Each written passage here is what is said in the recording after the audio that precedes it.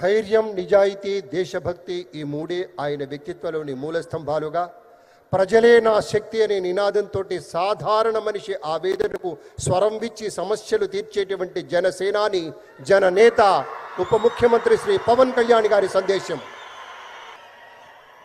వేదిక పైన ఆసీనులైన మనందరికీ స్ఫూర్తిదాయకమైన నాయకులు, మన గౌరవ ప్రియతమ భారత ప్రధాని నరేంద్ర మోదీ గారికి 5 కోట్ల ప్రజల తరపున, మనందరి తరపున వారికి మనస్ఫూర్తిగా హృదయ నమస్కారాలు తెలియజేసుకుంటూ స్వాగతం పలుకుతున్నాను. వేదిక పైన ఆసీనులైన గౌరవ రాష్ట్ర గవర్నర్ గారికి, అబ్దుల్ నజీర్ గారికి నా హృదయపూర్వక నమస్కారాలు. రాష్ట్రాన్ని ఒక తరం కాదు, ఒక ఎన్నికలు కాదు, 5 సంవత్సరాలు కాదు, ఒక తరం కోసం ఆలోచించే నాయకులు శ్రీ గౌరవ ముఖ్యమంత్రి శ్రీ నారా చంద్రబాబు నాయుడు గారికి హృదయపూర్వక నమస్కారాలు. అలాగే వారి తండ్రి అడుగుజాడల్లో సమర్థవంతంగా తనకిచ్చిన అన్ని శాఖల్ని సమర్థవంతంగా నిర్వహిస్తున్న యువ నాయకులు లోకేష్ గారికి నా హృదయపూర్వక నమస్కారాలు. వేదిక పైన ఆసీనులైన కేంద్ర మంత్రివర్యులందరికీ, సహచర మంత్రివర్గ సభ్యులకి, ఇక్కడికి విచ్చేసిన శాసనసభ్యులందరికీ పేరు పేరు నా హృదయపూర్వక నమస్కారాలు. ఇక్కడికి విచ్చేసిన జనసేన నాయకులకి, తెలుగుదేశం నాయకులకి, భారతీయ జనతా పార్టీ నాయకులకి, ప్రతి ఒక్కరికి పేరు పేరున నా హృదయపూర్వక నమస్కారం. మనకి ప్రధానమంత్రి గారిని ఒకటే ఒక పదంతో పిలుస్తాం, కర్మయోగి. ఏ ఫలితాలు ఆశించకుండా దేశ సేవే పరమావధిగా ఆయన ఆలోచిస్తూ, ఎలాంటి లాభాపేక్ష లేకుండా కేవలం ధర్మాన్ని పట్టుకొని డ్యూటీని, కర్మని ఏమాత్రం ఆశించకుండా చేస్తున్న అలాంటి వ్యక్తి మనం ఈ సమయంలో ఈ తరానికి వారు దిశానిర్దేశం చేసే విధంగా ప్రధానమంత్రి స్థాయిలో ఉండటం మనందరం చేసుకున్న అదృష్టం. One who performs duty with truth, righteousness and discipline without attachment to results and dedicates action to the protection of those of the motherland attains eternal glory. The statement perfectly describes Honorable Prime Minister Shri Narendra Modi ji. Our Honorable Prime Minister Shri Narendra Modi ji is not just leading a government. ఆయన ప్రభుత్వాన్ని ఒకటే నడపట్లేదు, 2 తరాలని నడుపుతూ ఒక alpha రాబోయే ఇప్పుడు పుట్టిన బిడ్డలకి దిశానిర్దేశం చేస్తున్నారు. అలాంటి మన ఆత్మనిర్భర్ భారత్ ఎవరి మీద ఆధారపడకుండా దేశం తలెత్తి చూసేలాగా మేము సేవకులం కాదు, మేము భాగస్వామ్యం వహిస్తాం. మేము దేశానికి, ప్రపంచానికి దిశానిర్దేశం చేస్తాం.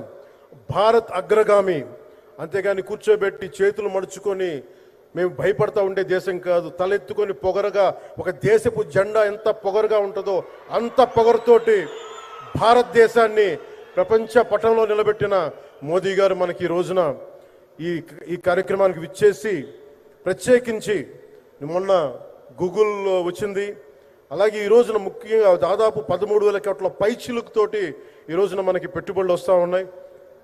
దాంట్లో ప్రత్యేకించి ఉరవకంలో 4,000 కోట్ల రూపాయలు పెట్టుబడి మనకి. ప్రత్యేకించి ఈ రోజున మనకి జిఎస్టీ పన్నులు ఎప్పుడు పెరగడమే తప్ప ఇప్పుడు తగ్గవు. అలాంటి పన్నుల భారాన్ని మనకి మోదీ గారు వచ్చాక దాదాపు ప్రతి కుటుంబానికి సంవత్సరానికి, ఇందాక సోదరు లోకేష్ గారు చెప్పినట్టుగా, ఒక 20,000 రూపాయలు ఆదా చేసుకునే అవకాశం కలుగుతుంది. ఇది జిఎస్టీలో విద్య కానీ వైద్యం ఖర్చులకు భారం నుంచి సామాన్యులకు ఉపశమనం కలిగిస్తుంది. ఆరోగ్య బీమా, జీవిత బీమాపై జిఎస్టీ పూర్తిగా తొలగించడంతో పాటు వార్షిక ప్రీమియం 3,000 నుంచి 4,000కు తగ్గి అందరికీ ఇది అందుబాటులో ఉంటుంది. అలాగే విద్యార్థులకు కావచ్చు, ఇలాంటి ప్రతి ఒక్కరికి కూడా అన్ని రంగాల వాళ్ళకి ప్రత్యేకించి మనకి జిఎస్టీ వల్ల లాభాలని అందరికి అందించేలా ముందుకు తీసుకెళ్తే ప్రతి ఒక్కరికి, గౌరవ ప్రధానమంత్రి గారికి, దీనికి సహకరించిన గౌరవ ముఖ్యమంత్రి శ్రీ నారా చంద్రబాబు నాయుడు గారికి, ప్రతి ఒక్కరికి నా హృదయపూర్వక ధన్యవాదాలు తెలుపుకుంటూ, ప్రధానమంత్రి గారికి ఇంకొకసారి ప్రత్యేక ధన్యవాదాలు తెలుపుకుంటూ, మేమందరం ఈ కూటమి ఒక 15 ఏళ్ళకి తక్కువ కాకుండా బలంగా ఉండాలి. మనందరం ఎంత బలంగా ఉండాలి అంటే ఇంక ఇది తప్ప ఇంకెవరికి ఏది రాదు.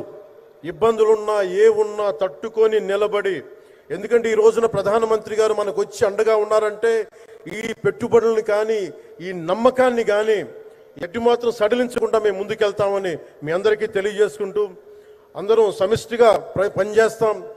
ప్రధానమంత్రి గారి నాయకత్వంలో, గౌరవ ముఖ్యమంత్రి నారా చంద్రబాబు నాయుడు గారి స్ఫూర్తితోటి, ఆయన నాయకత్వంతో ముందుకెళ్తాం.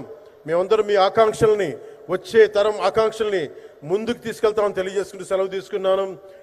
జై భారత్, జై హింద్.